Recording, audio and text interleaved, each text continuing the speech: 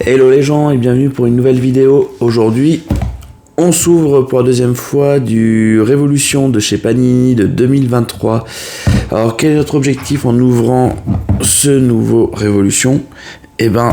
Objectif principal, c'est bien sûr d'essayer de trouver des numérotés intéressantes de superstars que nous apprécions. Objectif un peu numéro 2 secondaire, c'est la collection que j'ai un peu choisie actuellement pour essayer de faire une complétion du set de base. Ce que j'appelle set de base, ce sont toutes les cartes qui vont de 1 à 100, donc ce sont les superstars actuelles de la WWE, ainsi que les cartes des catcheurs, je crois que c'est une cinquantaine, légendes et tag team, en sachant que là c'est un peu plus compliqué que pour les autres, puisque en général on en a pas beaucoup par paquet. Mais donc l'objectif ça va surtout être les 100 premières.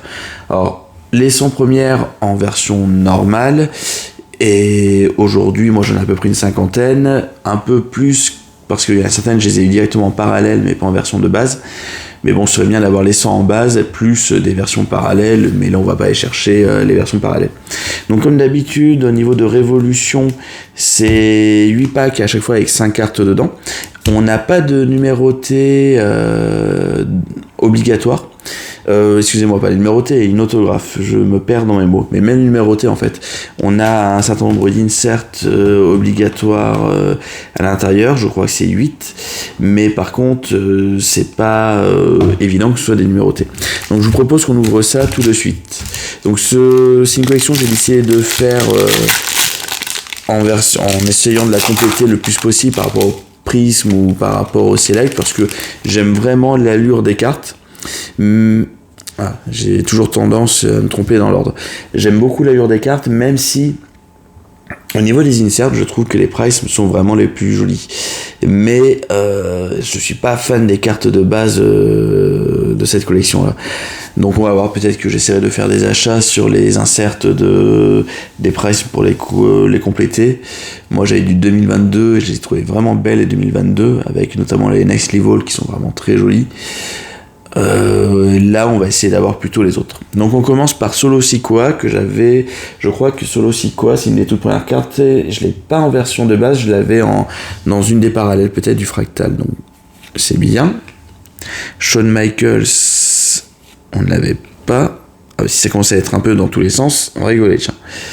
Wesley, je ne sais plus du tout, mais ça c'est quoi déjà? Ça c'est fractal. Alors ça fait un petit bout de temps que j'ai pas ouvert du Révolution, mais il va falloir que je me rappelle des formes des différentes parallèles. Nous avons ensuite Damien Priest. Alors ce qui est fort, c'est que ça, j'en ai déjà ouvert 2, ça va être la 3e. J'ai l'impression que pour avoir des doublons, c'est quand même assez compliqué, ce qui est plutôt une bonne chose. Biggie. Donc on commence tout doucement.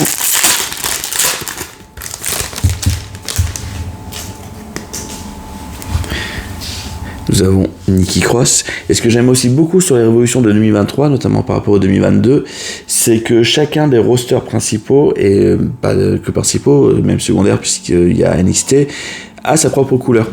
Ça veut dire que là, le rouge correspond en général à une superstar d'Euro. On aura les bleus pour les SmackDown, et ainsi de suite, les jaunes pour les NXT. Je crois que c'est du jaune. Bon.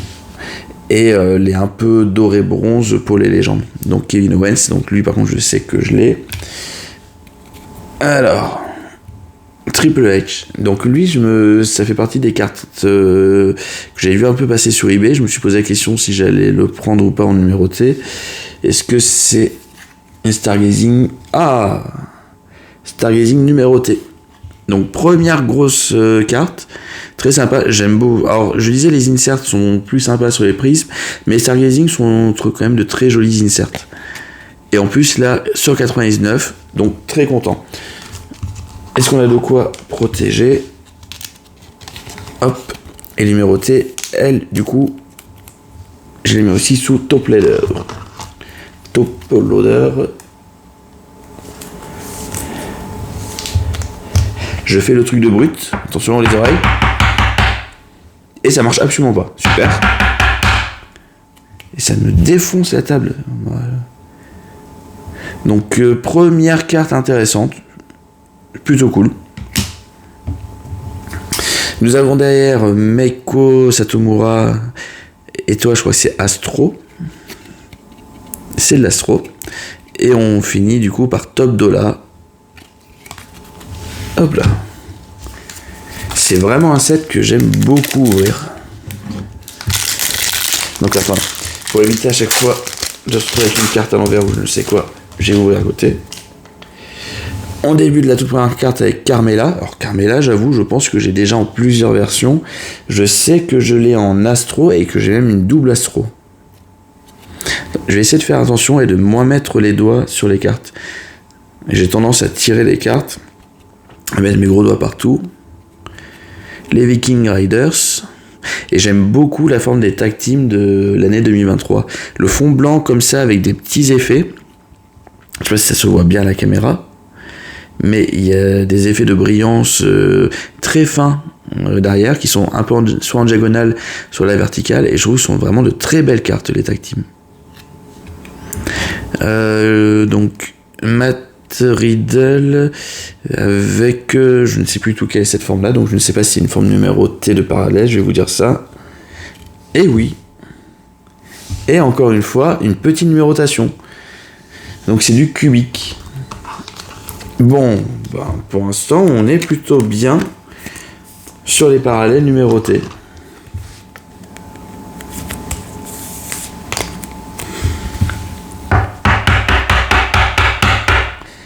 Ah. Du 99, du 49, donc plutôt cool. Nous avons, ça je sais que c'est un doublon, c'est Elton Prince et Butch, que par contre je n'avais pas encore.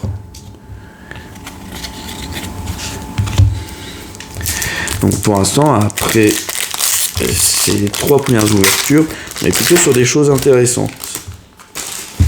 Ah, je l'ai vu avant vous la carte, mais The American Nightmare, Cody Rhodes, donc celui qui est un peu au centre de l'attention en ce moment, puisqu'au moment où j'enregistre la vidéo, c'est le lendemain du kick-off pour WrestleMania, donc c'était la fausse conférence de presse, puisqu'il n'y avait pas de question de journaliste, et surtout première vraie grosse confrontation qui permettait de savoir qui allait contre Roman Reigns à WrestleMania. Et pour l'instant, Cody Rhodes a repris sa place, ce qui est une bonne chose, puisque j'avoue, je fais partie de ceux qui n'ont pas trop apprécié l'irruption plutôt, excusez-moi, du Rock dans l'équation. Et du coup, Cody Rhodes, je ne l'avais pas en base, je l'avais dans une forme parallèle. Xavier Woods, je crois que c'est pareil. Xavier Woods, je l'avais pas en base, je l'avais que dans une forme parallèle. Charlotte Flair en Stargazing. Je crois que ça, c'est la forme basique des Stargazing. Attendez.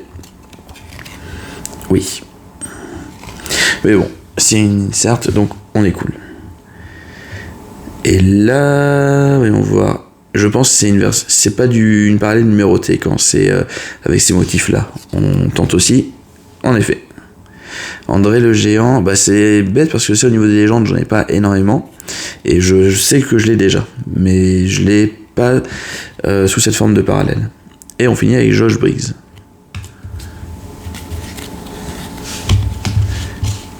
Je ne me rappelle plus combien de slots déjà à insert on a là-dedans dans ces packs-là.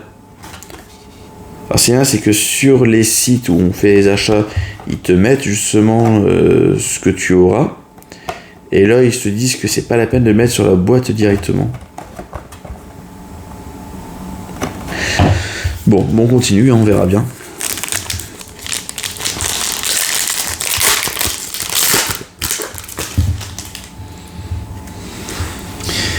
Blair Davenport.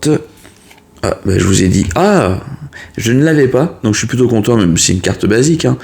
Mais les cartes de clan comme ça, il n'y en a pas énormément, j'ai plus le chiffre exact. Et je n'ai pas la Bloodline. Et c'est plutôt le bon moment pour avoir la Bloodline.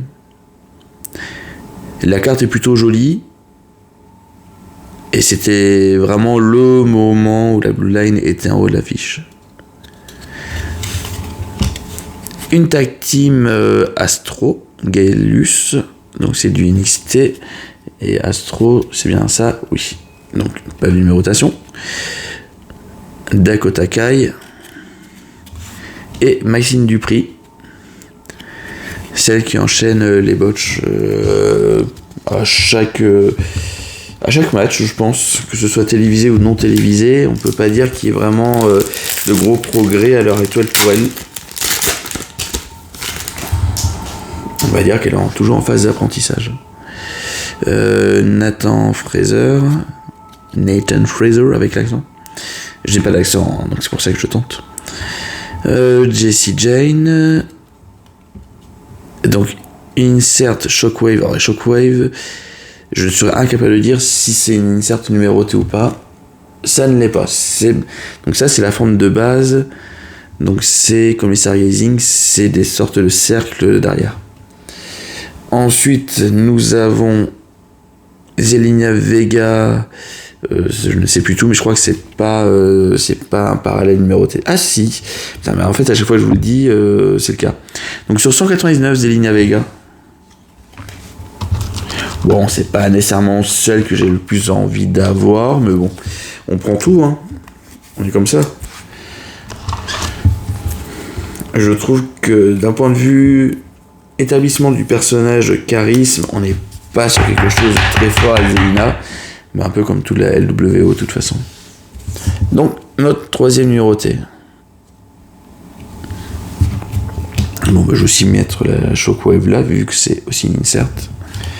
Et la dernière qui nous restait, c'est The Miz. The Miz que je dois déjà avoir, je crois. Donc, il nous reste 2 paquets. Étant donné que, même au niveau des numérotés, on n'est pas trop sûr de ce qu'on peut avoir. Une fois, j'en ai eu 4, je crois que j'ai pas eu grand chose. Je crois que c'est sur du 2022 où je crois que je n'ai rien eu sur un paquet. Donc là on est plutôt bien.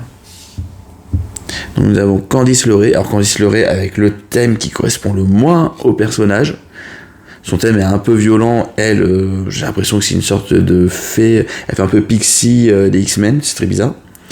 Mankind, cool, que je n'avais point. Miko Satomura, le retour en Astro. Donc maintenant je vais même pas essayer de retourner, je sais que c'est pas bon.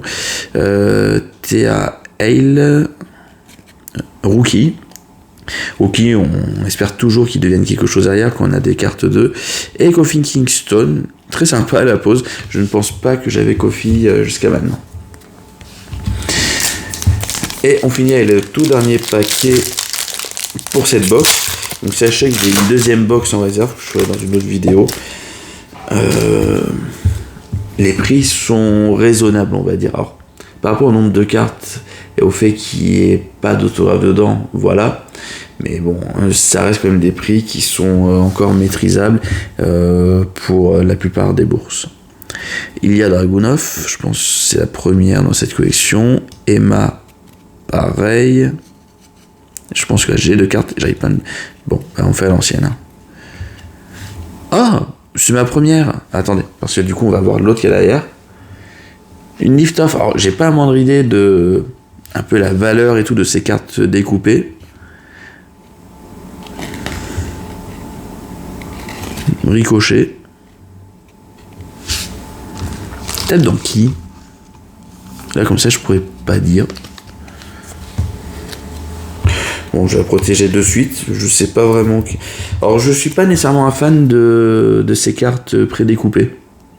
C'est un style. Bon, en tout cas, il faut aussi les avoir. Hein, donc, mais c'est la toute première.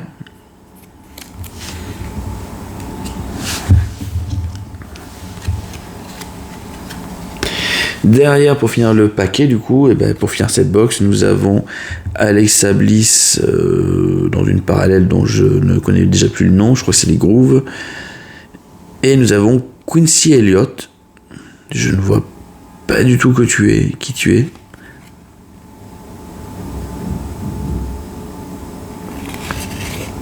Mais bon, je ne t'avais point. Donc voilà, on a fini sur cette ouverture de box. C'est du rapide, mais c'est de l'intéressant. Donc bah, on est content d'avoir eu notre meilleure carte, c'est Triple H en Stargazing. très bien. Ensuite, nous avons Matriddle. Donc ça, c'est quoi déjà? C'est cubique. Très belle. Pardon, je vous ai fait bouger. Et nous avons eu enfin Zelina, avec une numérotation un peu plus grosse. Et ça sont les impacts. Mais j'arriverai pas à la retenir, celle-ci.